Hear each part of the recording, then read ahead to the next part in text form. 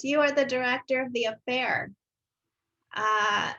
There were so many highlights in that film, and one of the characters that it's hard to miss. I mean, the villa. Okay. I mean, it's interesting because the story is the characters of the story with Victor Liesel. It kind of have similarities to the original family that created the villa. Yes. That's fascinating. Yeah, I mean, the villa was actually the opening element of this movie in terms of its development. It's based on a book that basically takes place in this remarkable, outstanding historical house, which actually happened to be one of the first places built for people to live in, all made out of glass. And it's been constructed about 100 years ago from now.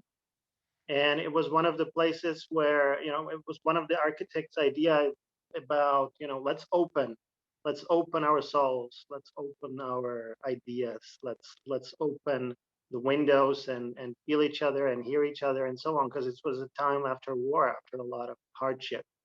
And our story is set in this house. And to me, that house was always kind of the centerpiece of the key to the movie, apart from obviously the characters and the story. Because in a love affair, if you don't have walls, if you have windows, then your secrets are visible.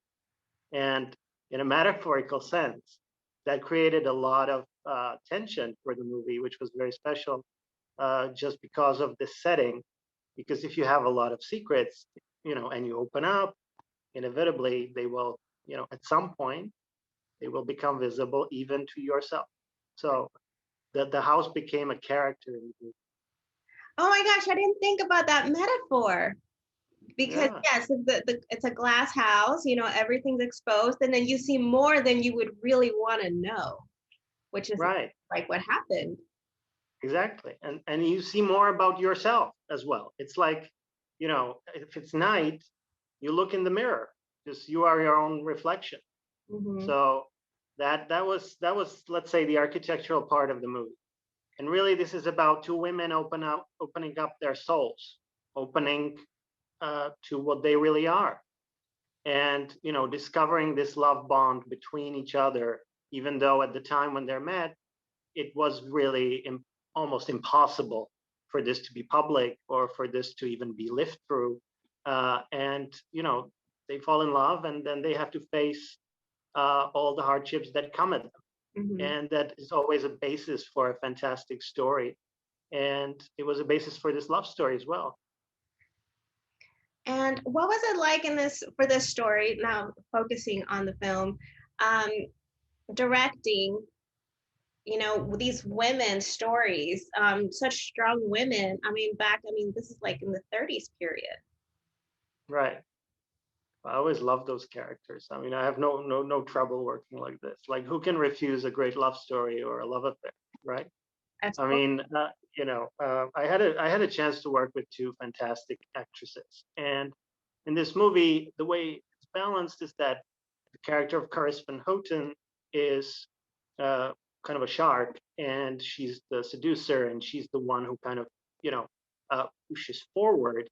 And the other character of Hana, of Liesel, which is played by Hannah Alström, is family-oriented lady who has other loves, loves to their children, to her children, and so on.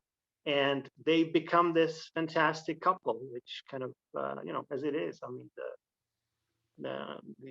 there's attractions. There is an attraction between us. But even the character of Kata, played by Alexandra, I mean, she doesn't step down once she's caught, of betrayal. And Yes. she still sticks around and is also brave and handing, when it comes to just like handing the daughter. I mean, that takes courage. Yeah, I mean, there's a lot of bravery about all the characters in this movie, especially the lady characters, because they all have to stand up for themselves. I mean, having a female love story, like being in a female love story in that time itself, is a battle against the odds, and especially later when Kata appears, she also has this kind of, she's been through a lot, and she had to run from a country which was already taken by the fascists and so on. And I thought of her always as a person who has been a migrant, an immigrant into that house. And as every immigrant, I mean, there's a lot of hardship you go through. So when she's caught, let's say, she stands up for herself, like I imagine she already did many times before she even got to this point in her life. And basically, this appeals to. I mean, this is the same for everyone.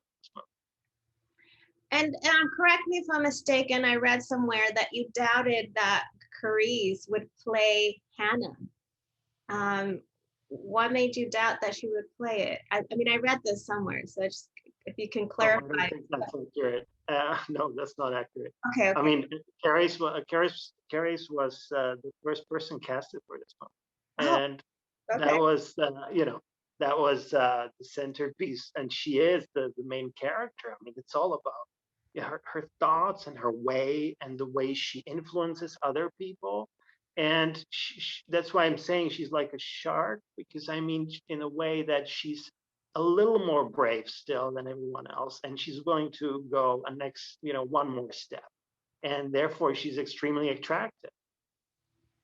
How did you know originally, that she was the one to play her, though? I mean, this was no question.